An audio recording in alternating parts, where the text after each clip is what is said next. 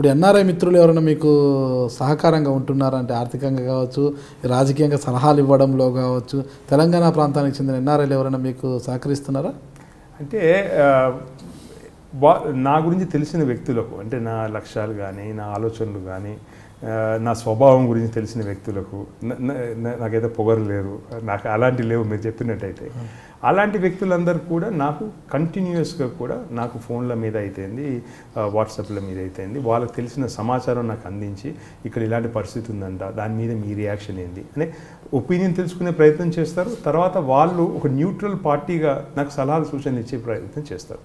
ఆర్థికంగా అయితే నేను ఎవరిని అడగలేదు. అంటే ఆర్థిక అవసరం ఉంటే రాజకీయాల్లో కూడా డబ్బు ప్రభావం తగ్గాలనే ఆలోచనతో వచ్చేవారు. ఇంకా నేను కూడా పోయి డబ్బులు పెడుతూ పోతే ఇబ్బందికరమైన పరిస్థితి ఉంటుంది. Because I stand against money. Because అల్టిమేట్గా జనాలు ఒక 500 రూపాయలు తీసుకొని ఓటేశారనుకోండి, వాళ్ళు 5 సంవత్సరాల జీవితాన్ని అమ్ముకుంటున్నారు 500 రూపాయలు. సో అలాంటి ఆలోచనకి విరుద్ధంగా నేను పనిచేసేవాడిని. సో నేను అందుకోసం ఆర్థికంగా ఎవరిని అడగలేదు. వాళ్ళు అడిగితే సాయం చేస్తుండొచ్చు కూడా, నేను కాదన్నాను. కాకపోతే మంచి మిత్రులు ఉన్నారు, వాళ్ళు నా వెల్ విషర్స్గా వాళ్ళు ఎప్పటికప్పుడు నాకు సలహాలు సూచనలు ఇస్తూ నేను ఎక్కడన్నా పొరపాట్లు చేస్తే కూడా కరెక్షన్ చేసుకోమని కూడా చెప్తూ ఉంటాను. నోటు ఓటు అవిభక్త కవలల సంబంధాలుగా ఉన్న ఈ రోజుల్లో నోటు లేకోకుండా ప్రజల నుంచి ఓటు పొందగలనన్న ధీమా ఉందా మీకు? 100% ఉంది. ఎందుకు ఉంది అంటే నోటు వేసే వ్యక్తి మీకు ఓటు చూపి చేయడు. ఓకే, సో జనాలు వేరే వ్యక్తి క్యాండిడేట్ పై నోటు ఇచ్చినప్పుడు ఈరోజు మన ఆర్థిక పరిస్థితి మనం ఆలోచన చేయాలి. గ్రామాల్లో ఉన్న సగటు వ్యక్తి ఆర్థిక పరిస్థితి ఏంది? చాలామంది ఆల్కహాలిజంకి బానిసగా ఉన్నారు చాలామంది. అలాంటి పరిస్థితుల్లో వాళ్ళకు ఎదురుగా వచ్చిన నోటునో బాటిల్నో వాళ్ళు కాదనుకోలేరేమో, కానీ డెఫినెట్గా they will vote with their conscious. And అట్లాంటప్పుడు వ్యక్తిని ఆలోచన చేస్తారు, అక్కడ ఉన్న వ్యక్తిత్వం గురించి ఆలోచన చేస్తారు, చేసి ఓటేస్తారని నేను అనుకుంటున్నాను. లేకపోతే ఆమ్ ఆద్మీ పార్టీ ఢిల్లీలో అలాంటి ఘన విజయం ఎలా సాధించదు?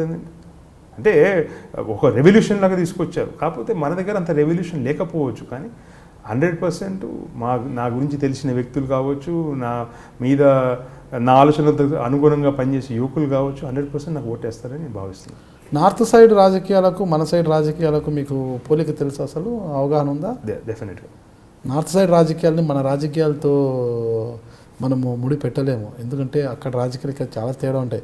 ఆమ్ ఆద్మీ పార్టీ కన్నా అదే లక్ష్యాలతో అదే ఆశయాలతో పుట్టింది లోక్సత్తా పార్టీ. అవును, జయప్రకాష్ నారాయణ గారు ఒక ఐఏఎస్ అధికారి, ఉన్నతమైన ఆశయాలతో లక్ష్యాలతో.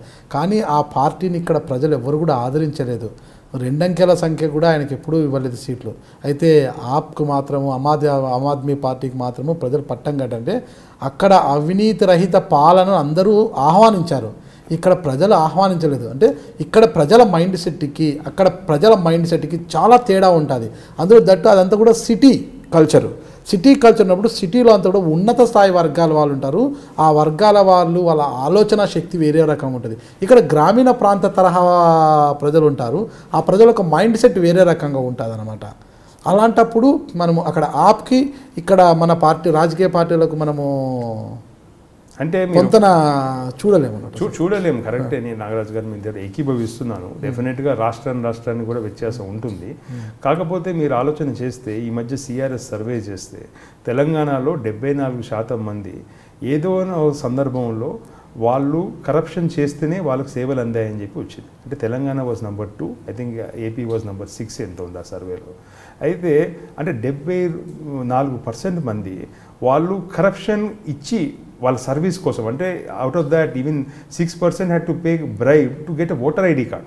అంటే అలాంటి పరిస్థితుల్లో ఆధార్ కార్డు ఇవ్వడానికి కూడా 2% మంది బ్రైబ్ ఇవ్వాల్సి వచ్చిందండి ఆధార్ కార్డు తీసుకోవడానికి. అంటే ఆ రకమైన కరప్షన్ టచ్ అవుతుంది కాబట్టి సామాన్యుని కూడా, అంటే 74% మంది అంటే అర్బన్ ఉన్నారు, రూరల్ ఉన్నారు. సో దాన్ని వ్యత్యాసం చేయలేము.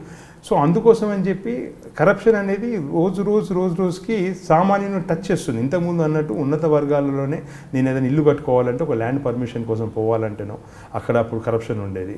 సో లేకపోతే ఎలక్ట్రిసిటీ మీటర్ని నేను ఫిట్ చేసుకోవాలంటే ఎలక్ట్రిసిటీ మీటర్లో కరప్షన్ ఉండేది. ఓ పోలీస్ కేసు అయితే కరప్షన్ ఉండేది. కానీ corruption now has spread across the system అనమాట. అంటే ఇట్స్ బికమ్ మోర్ సిస్టమేటిక్. నేను చెప్పాను మీకు 2014లో నేను ఒక బిజినెస్ ఎస్టాబ్లిష్ చేశాను. ఒక ఆంటర్ప్రనర్గా నేను ఈరోజు మన టీఆర్ఎస్ ప్రభుత్వం టీఎస్ ఐపాస్ అని ఉదరగొట్టేస్తుంది.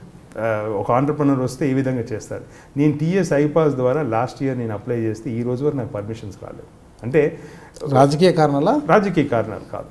Process is like that. అంటే మీరు ఒక ప్రభుత్వ తరఫున మీరు ఒక పాలసీ చేసి ఒక అడ్వర్టైజ్మెంట్ చేసినంత మాత్రం ground reality is not changing అని మాత్రమే చెప్తున్నాను. అంటే corruption is systematic, policy paralysis is systematic అనమాట. ఈ మార్చాలంటే మాత్రము ఇట్లాంటి అవగాహన ఉండి ప్రాక్టికల్గా వచ్చి మనం ఒక్కొక్కటి చేంజ్ చేసుకుంటూ రావాలే తప్ప ఓవర్ నైట్ కూర్చొని నేను ఇది చేస్తాను, పాస్బుక్లు రివైజ్ చేసి కొత్త పాస్బుక్లు ఇస్తాను, లేకపోతే కొత్తగా రూల్స్ సెట్ చేసి టీఎస్ ఐపాస్ 15 రోజులు ఇండస్ట్రీకి ఇస్తాను అంటే మాత్రం అలాంటి స్టేట్మెంట్స్కి మాత్రం పనికొస్తాయి, కానీ గ్రాస్ రూట్లో చేంజ్ రావట్లేదు. కరప్షన్ విషయంలో కూడా that is what I see. అంటే కరప్షన్ చేసుకుంటూ రావాలంటే నేను ఒక పోలిక, నేను చాలామందిని అడుగుతారు కరప్షన్ మీరు తీసేయలేదంటే నా వల్ల నేను అది కూడా చెప్తున్నాను, కానీ నేను తగ్గించే ప్రయత్నం చేయగలుగుతాను. ఎందుకంటే ఇప్పుడు నేను చిన్నప్పుడు చూస్తే దివాళీ మన దగ్గర బ్రహ్మాండంగా పటాకులు కాల్చుకునేవారు. నేను కూడా పోటీపడి అడిగేవాడిని, మా పక్కోడు అమ్మాయి నీ 100 తీసుకొచ్చాడంటే నాకు 100 ఎక్స్ట్రా కావాలి, నేను కూడా పటాకులు కాలుస్తాను. ఈరోజు పిల్లలు మన దగ్గరకు వచ్చి నాన్న పటాకులు పేల్చొద్దు, it is polluting the environment అని చెప్పే పరిస్థితి వచ్చింది. అంటే this is only through education. Okay, మార్పు అనేది it has happened in 20 years. Okay, so sometimes it doesn't happen overnight. Corruption కూడా అట్లాగే మార్పు అనేది పిల్లల ద్వారా, ఎడ్యుకేషన్ సిస్టమ్ ద్వారా, టీచర్లు దాంట్లో ప్రధానమైన భూమిక పోషించాలి. They have to change that system. And దాని తర్వాత వాళ్ళు మాత్రమే ఆ మార్పు తీసుకురాగలుగుతారు. ప్రజలు తిరగబడ్డ రోజే నేను ఇవ్వనని చెప్పాను అనుకోండి, ఏం చేస్తారు కరప్షన్ విషయం? ప్రజలు తిరగబడితే వ్యవస్థలో మార్పు వస్తుందని అనుకుంటున్నారా? ప్రజలు తిరగబడ్డం అంటే నేను ఇవ్వను అని చెప్పాడు అనుకోండి, ఊరు వాళ్ళందరూ కలిసి మీకు బ్రైబ్ ఇవ్వము అని చెప్పారు అనుకోండి, వాడు ఎన్ని రోజులు ఆపుతాడు? ఏదైనా ఆధార్ కార్డు డిస్ట్రిబ్యూషన్ ఉంది, లేకపోతే రైతు చెక్కుల పంపిణీ ఉంది అనుకోండి, ఊరంతా ఏకతాటి మీదకి వచ్చి మేము చెయ్యము అని అన్నారు అనుకోండి, వాడు ఈక చేస్తాడా?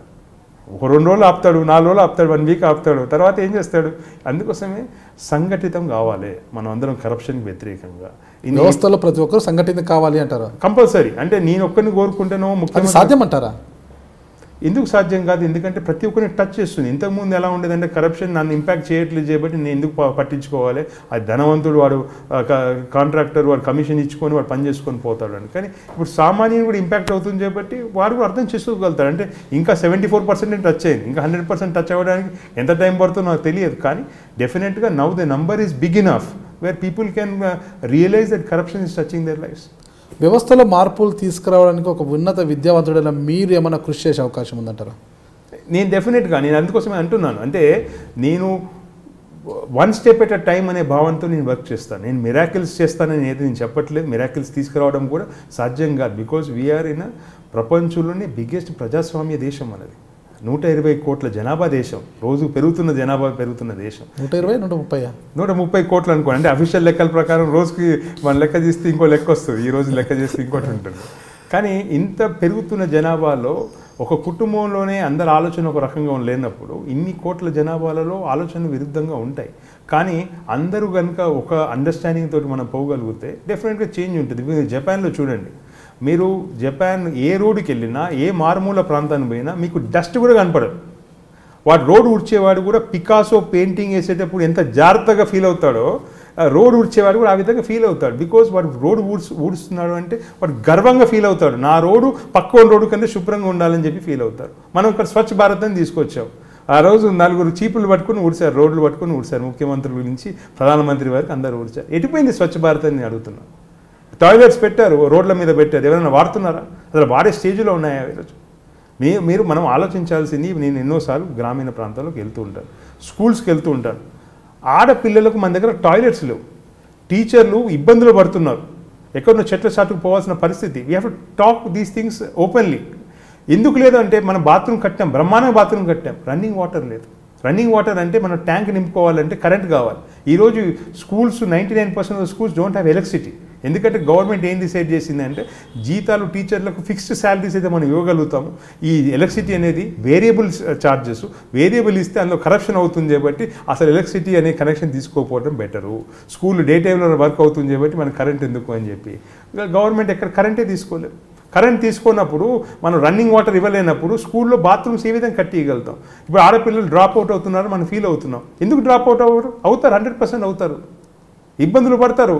ఇప్పుడు we have to talk about these issues in the open. లేకపోతే ఎట్లా? ఈరోజు తెలంగాణలో 4000 స్కూల్స్ మూసానని చెప్పి పెద్ద ఘనకార్యంగా పెద్ద తాటి అక్షరాలతో వచ్చింది పేపర్లలో. We should feel ashamed of ourselves. Schools మూసేయడం ఏం చెప్పండి? మా ఊరు ఒకటి కోటమర్తి అని ఉంది, అడ్డగూడూరు మండలంలో మా సొంత ఊరి కింద వస్తుంది. మాకు ఈరోజు కూడా అక్కడ ఇల్లు ఉంది, మాకు ఆస్తులు ఉన్నాయి. ఆ ఊరికి వెళ్తే నేను నా చిన్నప్పటి నుంచి ఆ ఊరికి వెళ్తున్నాను, అంటే మా అమ్మమ్మ గారితో కలిసి వెళ్ళేవాడిని ఆ ఊరికి. నా చిన్నప్పుడు ఆ స్కూల్లో అటెండెన్స్ దాదాపు 1000+ ఉండేది. అంటే ఆ మేజర్ స్కూల్, అంటే ఆ స్కూల్ కూడా జాగా మేమే ఇచ్చాం. సో ఆ స్కూల్లో 1000+ స్టూడెంట్స్ ఉండేవారు. ఈరోజు మొన్న నేను ఊరికి వెళ్తే ఆ టైంలో, పర్టికులర్ టైంలో నాకు 4 స్కూల్ బస్సులు ఎదురయ్యాయి. సో కారు స్కూల్ బస్సులు పోయే పరిస్థితి లేదు కాబట్టి కొంచెం వెయిట్ చేసిన తర్వాత స్కూల్ బస్సులన్నీ పంపించి తర్వాత నేను ఆ ఊరికి చేరుకున్నాను. చేరుకున్న తర్వాత అక్కడ పోయి అడిగాను అనమాట, ఏంది 4 స్కూల్ బస్సులు వస్తున్నాయి అంటే, తిరుమలగిరి టౌన్ నుంచి రోజు పొద్దున్న సాయంత్రం స్కూల్ బస్సులు వస్తాయి, పిల్లలందరూ ప్రైవేట్ స్కూల్కి పంపిస్తున్నారు. అంటే నేను అడిగాను, గవర్నమెంట్ స్కూల్ అటెండెన్స్ ఇప్పుడు ఈరోజు ఎంత ఉందంటే 132 అన్నారు. అంటే 1100-1200 స్టూడెంట్స్ ఉండే స్కూళ్ళు ఈరోజు 132కి స్ట్రెంత్ పడిపోయింది.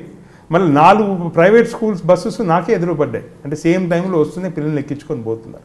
People are preferring to send their children to school, private schools. Why? అమెరికాలో గవర్నమెంట్ స్కూల్లో కదా అందరు పంపించేది. ఎంత పెద్ద కోటీశ్వరుడు కానివ్వండి, ఎంత బీదవాడు కానివ్వండి, గవర్నమెంట్ స్కూల్కే పంపిస్తాడు కదా. మేము బ్యాంకులో పనిచేసేటప్పుడు కూడా మేము వాలంటీర్ చేసేవాళ్ళం. సాటర్డే సండేస్ పోయి అక్కడ గవర్నమెంట్ స్కూల్స్, ఆఫ్రికన్ అమెరికన్స్ ఎక్కువ ఉన్న స్కూల్స్లో వాళ్ళతో పాటు టైం స్పెండ్ చేసేవాళ్ళం అన్నమాట. So every school there is run by the government. 99% of schools, అక్కడ కూడా ప్రైవేట్ స్కూల్స్ ఉన్నాయనుకోండి, కానీ 99% ఆఫ్ ద మన 100% Indians send their children only to government schools. మరి ఇక్కడ ఏమైనా పంపించడానికి ఇష్టపడతారా? అందరు ఓకరేజ్ అంటారే ఎన్ఆర్ఐస్ వస్తే. ఎందుకు అంటే government is not maintaining standards. మళ్ళీ మా టీచర్స్ ఏమైనా తక్కువనా? Our teachers, government teachers, are the most qualified teachers. They are highly qualified, better qualified than all private schools. కానీ అడ్మినిస్ట్రేషన్ విషయంలోకి వచ్చేసరికి వాళ్ళ టీచర్స్ వస్తారు క్లాసులకు, వీళ్ళ టీచర్స్ రారనే ఒక నమ్మకం ఉంది. అంటే పేరెంట్స్కి ఆ విధమైన నమ్మకం ఏర్పడ్డది. మీరు చూస్తున్నారు ఐ డ్రీమ్ న్యూస్ని. మీరు చూస్తున్నది ఐ డ్రీమ్ న్యూస్. అంటే కళలని నిజం చేస్తూ ప్రజలకి నిజాలని కళల ద్వారా తీసుకొచ్చే ఐ డ్రీమ్కి మై బెస్ట్ విషెస్. మీరు చూస్తున్నది ఐ డ్రీమ్ న్యూస్. మీరు చూస్తున్నారు I dream channel. For more videos please subscribe I dream. మరిన్ని వీడియోల కోసం ఐ డ్రీమ్ని సబ్స్క్రైబ్ చేయండి. Please subscribe I dream. And I'm very much satisfied with the way interview went on. Kindly subscribe to I Dream. For more videos, subscribe to I Dream. And loads of fun entertainment and content. Do watch I Dream.